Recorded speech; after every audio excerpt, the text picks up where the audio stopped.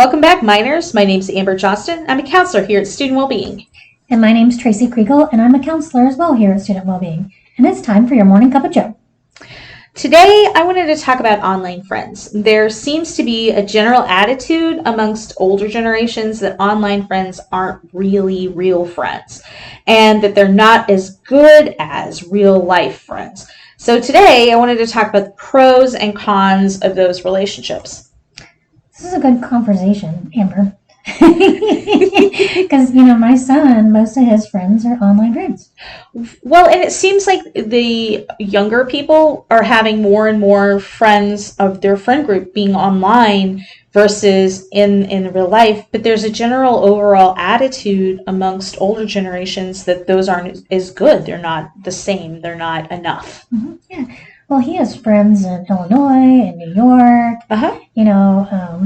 He's had friends that are in other countries. So, and he's very well acquainted with these people. And they've been friends since he's been like eight years old. So, they've been a part of his life for a long time. And he's 18, so 10 years. They've been friends for a long time. So, but I think when, my husband and I when he was younger, we kind of struggled with that whole thought that, are these real friends? And they are. We've come to that understanding that they are a big part of his life. They call, they talk, they're on Discord. They share about their life experiences and about going to college. And so very much a part of each other's lives. It's been a really cool experience, knowing how, big a part of each other's lives they are. So. Right. Yeah. Like I have online friends that I've been friends with for 10 years plus. I've got some that are even longer. I've got people that I've met online 20 years ago that I'm still friends with in real life today. Yeah. Well, and you think about it, you go to high school with people and you may not see them. I mean, gosh, we're going on 35 years since I've been in high school almost.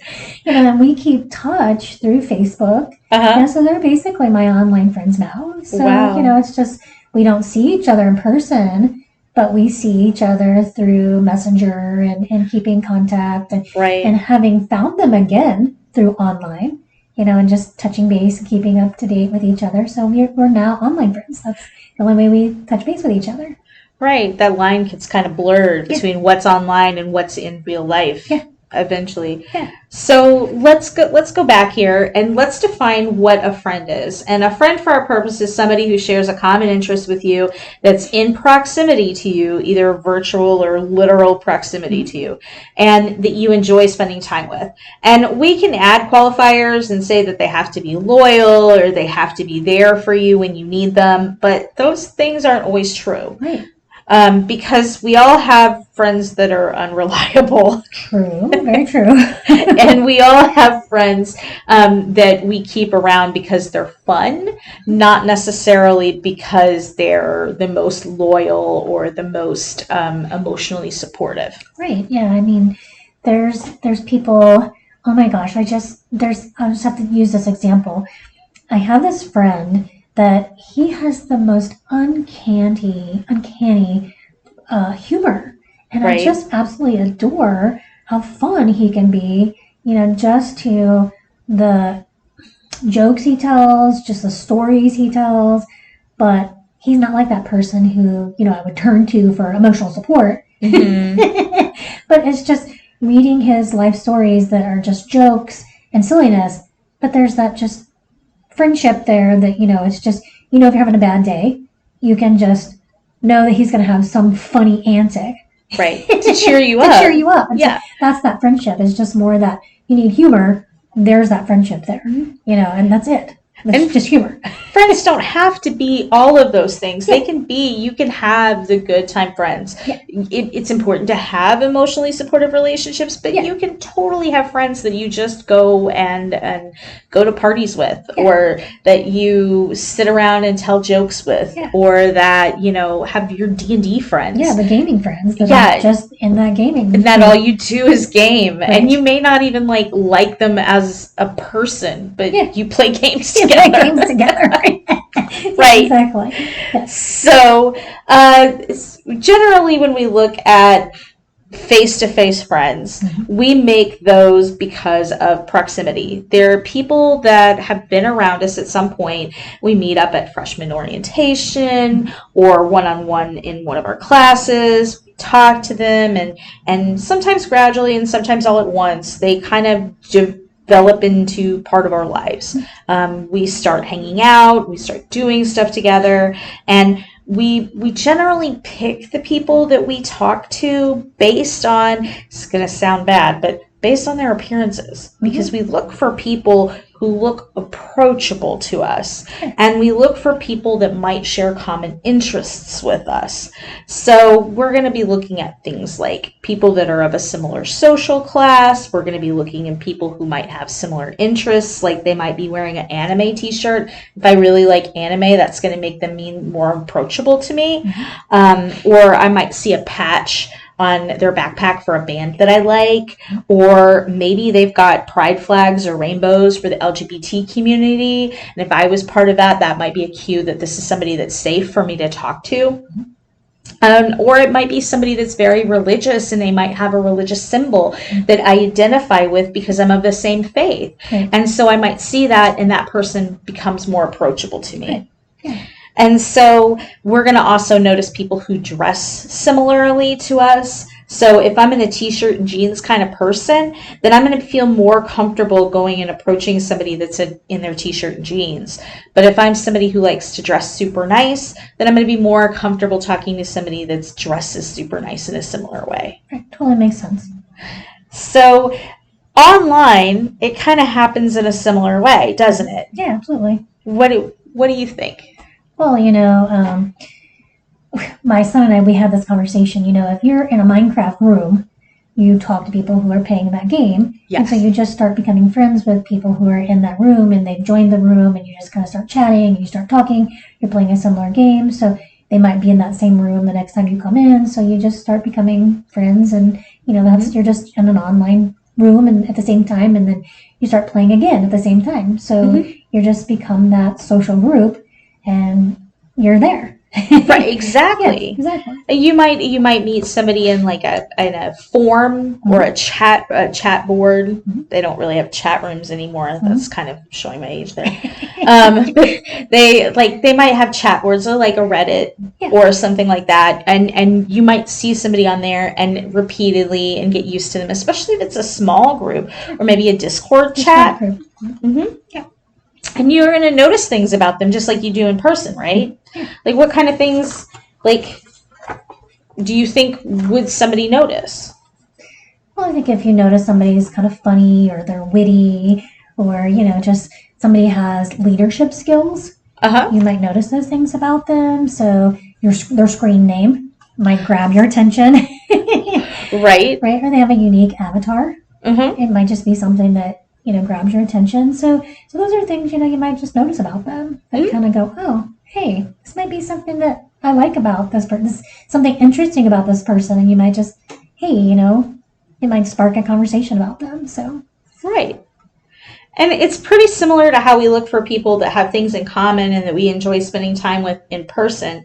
We do the same thing with people online. And just like in person, eventually you start hanging out. You move generally from the platform that you started in. Like you mentioned Minecraft. You might start in Minecraft and communicating there, but before you know it, now you're talking on a Discord or WhatsApp or another platform and using it to communicate. And then eventually you start you're hanging out. You might have a private Minecraft server now instead of a public one, and now you've moved from somebody that you just saw one time in a public forum. Now you're hanging out with them virtually. Yeah. And there are people who, as they develop those friendships, they may be virtual friends, but then they may move into, hey, you want to meet up?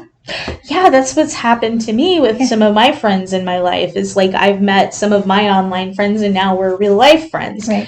And I have some friends that are just online, but there's some people that we've hung out for years and it's hard to figure out if we met, like if it's like the lines get blurred. Yeah, I've had students that have shared with me, hey, I'm going to Colorado this weekend. I'm going to meet my, Discord group, and we're going to hang out, play some games together. And I'm like, that was just like the neatest thing, because it's like, they break down that, they move beyond the gaming world out of the virtual world into the, world of, we're going to go hang out, at the mall, Right. or we're going to go hang out in somebody's house, and they expand that friendship into, touch, And so actually being around being them, in physically person. in the same So space. instead of virtual, it's in person. And so it's neat to hear people come back and say, hey, we did this. It's just moving that relationship into a different space. So just nice.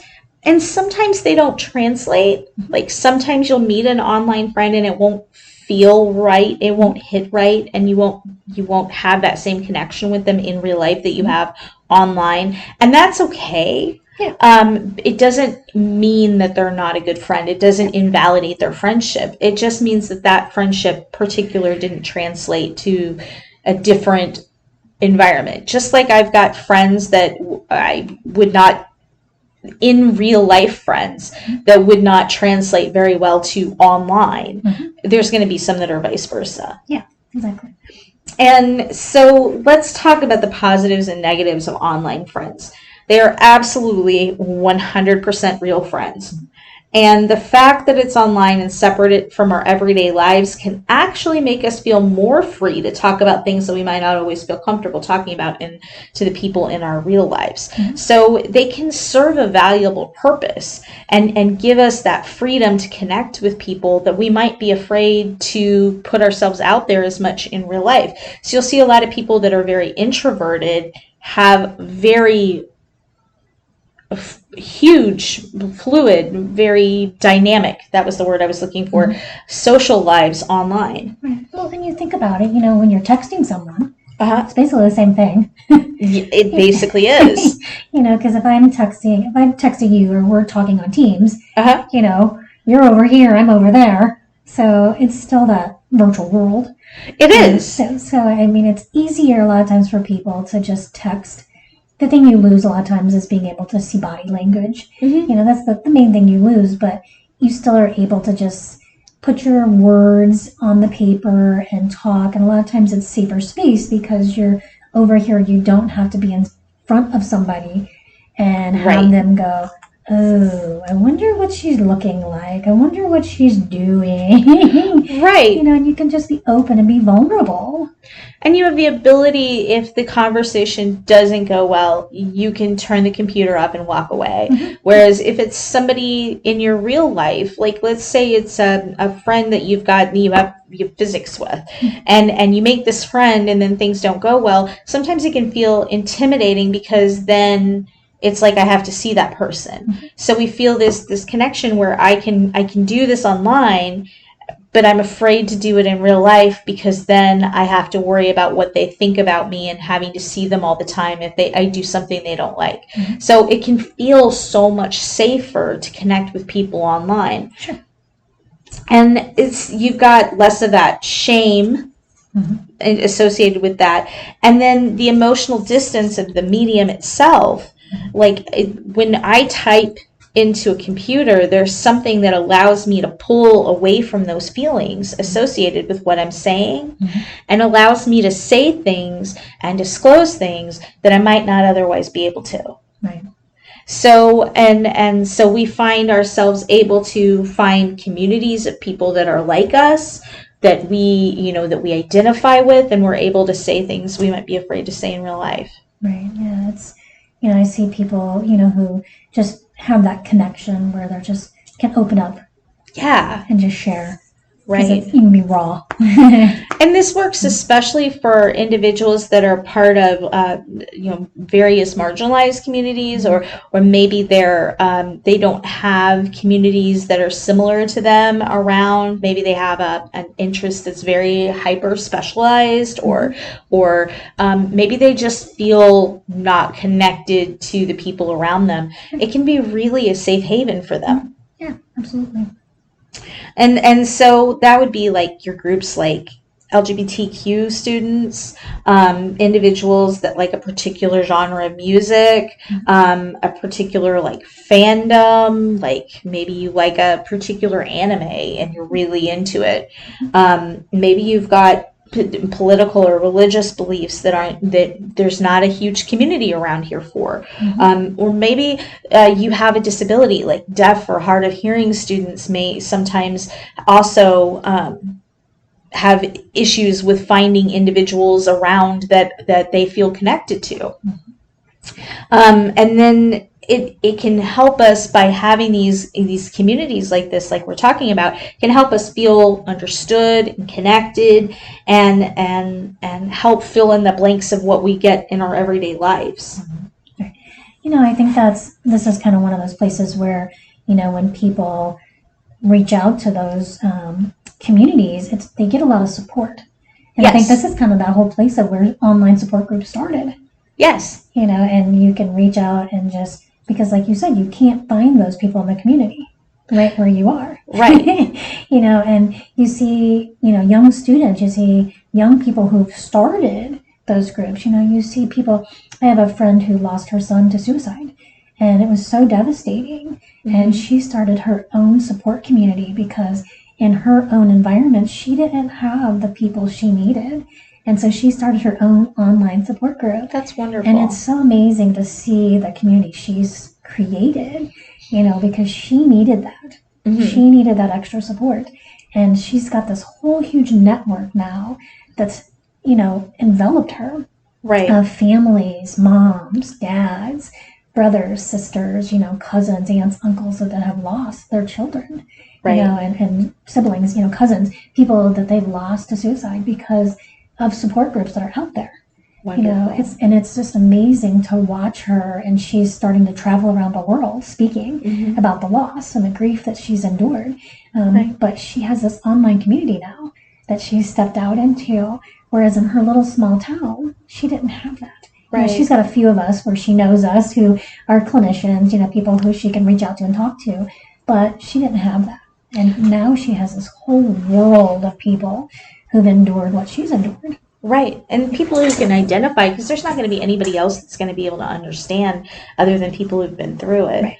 And think about that. She was in a place where she felt alone, and then she reached out and formed a community, like basically built it from the bottom up, and now she doesn't have to feel alone anymore. Yeah, exactly. And I think that's a lot of it, when people do feel alone, it's they can reach out, and if you are in that situation, you're alone. There are so many communities. There are so many places. And Absolutely. I think that's where the online communities can be so vital, and online friendships can be so vital, because people do get isolated. Right. And I think that's the beauty of where online friendships have been created, because people do get isolated in rural communities and urban communities. People can be in a crowded room of live people and be isolated. And feel alone. Feel completely alone. And that's a different kind of lonely than actually physically being alone. Like it's a more bitter kind of lonely. And having people that you can reach out to and feel less alone.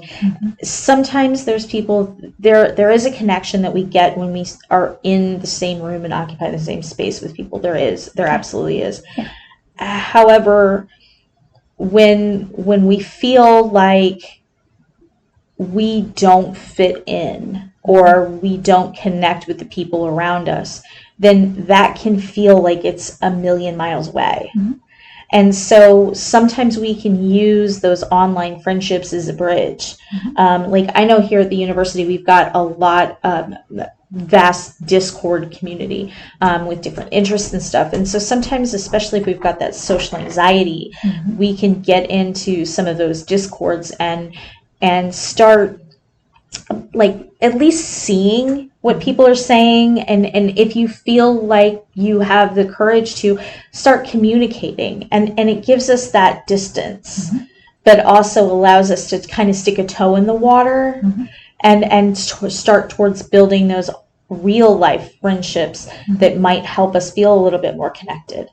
But for those of you who that might be, your social anxiety might be keeping you from that, or you just don't desire that, then online friendships absolutely can have a place. Right, exactly. And you know, I think the things that you seem to be highlighting is it's really good for your mental health. Yes, You know, it absolutely. keeps you from being isolated. And so that's that piece I think that I'm hearing you say is that it is. Yeah. You know, it's so good for people not being isolated. It's good for seeing people, you know, improve their mental well-being. And I think that's that place, you know, that when people have that low emotional energy and they just can't go out and meet friends, you know, Right. they can't go out the door, you know, they just don't feel like they fit in with that crowd.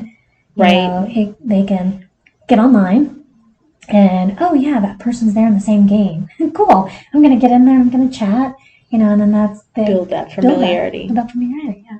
Right. So online friendships in some way, like we said, can be closer.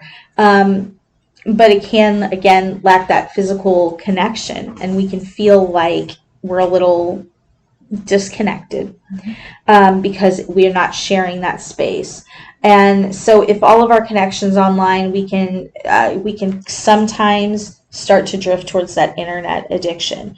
So if we can, we want to try to use it as, like I mentioned before, like as a stepping stone, as a starting block to try and form some real life connections where we can.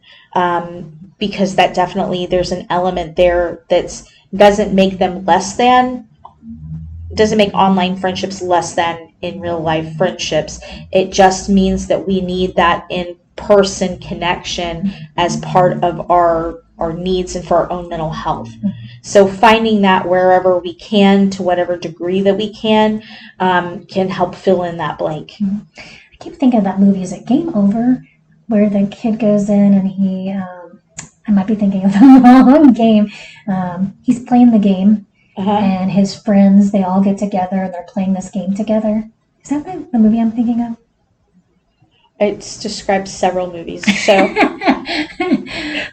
It's in a real life game. Real Player One, that's what it is. Where all the kids they hadn't ever met, and they finally get together and they meet each other, and they haven't ever met each other, and they're like, oh my gosh, this is what you look like. And the kid comes in, he's driving his dad's, like, was it a food truck or something? Really? I haven't seen that one. It is such a good movie. So, but they're all gamers and they haven't ever met each other.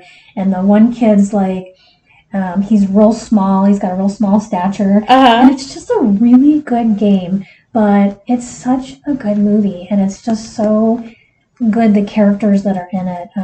But yeah, it's a fun movie. But all of them are friends socially online. But it's a fantastic movie. So. Okay, so we were talking about Ready Player One. Right. That's the name of the movie. Okay. Gosh, my brain goes crazy sometimes. But yeah, Ready Player One. So, you know, all the kids had never seen each other. Right. And so they became friends online. But then when they got to meet each other in real life, they're like, oh, that's what you look like. And it was so fascinating to it was totally different. Right. So yeah, it's just so neat when people get to actually connect. There's a web series called The Guild that came out in like the early 2000s, mid 2000s, somewhere in there, and it's got Felicia Day in it, and so Felicia Day is just awesome. But it's really funny for those of you guys who've never seen that kind of thing. Like, it's pretty funny. And basically you have these people that are an online game player. They play a big MMO together, and they end up one of the guys shows up at Felicia Day's character's house, and he's like, and her name's Codex, and so he shows up at her house, and he's like, hi, and he's ready to start a relationship, and so she calls an emergency because she didn't like him like that, and so like all of the whole guild shows up at her door, and they're like, what's going on, and they all they make that bridge from in life to, or from online friends to real life friends, and it's hilarious. And it's got Will Wheaton in it too. Like if you're a Will Wheaton fan, he actually plays a character in it. It's absolutely highly recommend it. Highly recommend it. What can we do if we find all of our friends are online and we want to make that transition to try to have some more in real life friends to kind of supplement? Again, not replace, but to supplement those to get that piece that we can't necessarily get, that in person. Yeah, and I think we want to, make sure, and you and I are sitting here chatting. When we were talking, is all of our friends are real life. It's just adding that language, and when we're chatting, is having friends who are present in our virtual world, whereas our friends in our regular world are present with us, because in our computer world, our online world, all of our friends are real. Mm-hmm. Because I think, like we were talking at the beginning of the podcast, I think students, young kids today, as older adults, it could be a real bone of contention for family members if they want to say, you got to get out of the house. You got to make friends in real life. You don't have any real friends. I think that can cause a lot of distension between families today and cause a lot of anger and frustration when people are told, you don't have any real friends. Well, they do have real friends. They do have real friends. And I think that's where we as a society have to change our language and say, we have friends. Right. I have my virtual friends, and I have my friends who I spend time with socially, that are right here next to me, in my live world. But I guess we have to figure out what language, works with that. Because I don't know if we've actually created a language that works with that. Do we do a language that works with that? I don't. Well, we call, like, I might be dated here, so if I am, please leave me a comment and let me know. But I'd always heard it referred to as in real life, for our in real life friends, and then versus your virtual friends. Virtual world, virtual life. Okay, so maybe that's a good way to, as all of us, have that good language and wrap around that. My virtual friends, and then my in real life friends. IRL. IRL. Okay, there you go. In real life friends. Because I want to make sure that when we're doing this podcast, when people are listening, especially if family members are listening, if you're listening to this, if your student comes home and they go, oh, I've, been gaming and spending all my time with my friends online, and they're not developing friendships with other students, they still have friends. Yes. And I think that's that piece we need to wrap support around them, because people will develop friendships. Absolutely. They'll have coworkers where they work, and they'll create a network of people. Once they find the people that they feel comfortable with, that's when they'll start coming out of their shell. And so they may be at a point in their life that they're struggling for that. And so there's places you can look to find the people that you feel more comfortable with. Like there's on campus, if you're familiar with it, we have MinorLink, and it's got a list of all of the clubs and organizations on campus. And like I said before, if you're feeling intimidated by that, looking at, one of these clubs and you really want to join it, but you're really feeling intimidated about joining it, you can join their Discord and kind of shadow for a little while until you feel more comfortable. There's also Project Connect. There's a lot of campus events going on. Sports. You can meet people through your classes.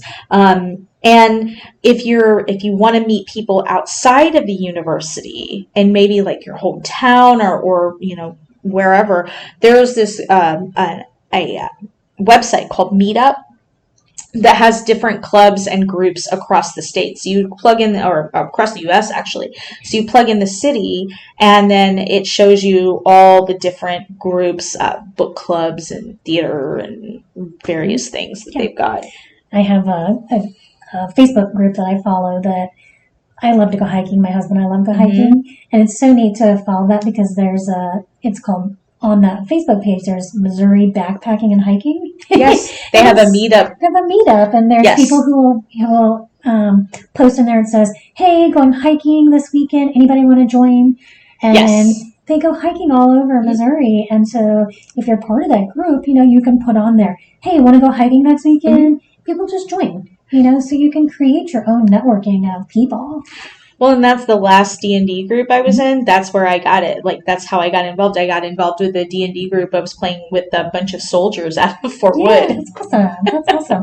Well, and I think the other thing, if you're new to campus too, or you've been here for a couple of years, maybe you don't know about them, we have the peer involvement advisors. Mm-hmm. And so they can help you, connect with a registered service organization. We've got over 200 groups on campus that are registered organizations. So you Yes. can meet up with them. They're over in Haydener. You can contact them, set up an appointment with them. They'll help you match yourself with an organization that maybe you like, have an interest in. There are so many people, so many clubs on this campus. So many. I know, Just every time I think I've got a handle on how many there are, like, I find out about more. Right. And, there's events. If you're into theater or, want to go check out something, the Leach Theater has so many fun things that happen on campus. Well, in the public library, Yes. like, there's events. Most public libraries have events and things in, like, civic centers and stuff, but, like, the public library has the one in Jeff City just did a murder mystery. Like, not too long ago, and, like, I know the one here in Rolla, they have a book club, and then they have like a old film club and thing. So that's a wonderful thing. If you want to read or you want to watch some old films, like, that's another way to meet people. And there's some of these bigger cities have very active public libraries that have, like, gaming events and things like that. And then you have gaming stores. If you like to game, they often hold events and things around. And all of our Chamber of Commerce's, if you're interested in a particular town, check out the Chamber of Commerce's, local page. Just go onto their internet site, and they'll list events in the particular towns. So if you're a car fan and you love cars, like to work on cars or old cars, from now till the end of fall, there's all kinds of car cruisings, car shows. Yes.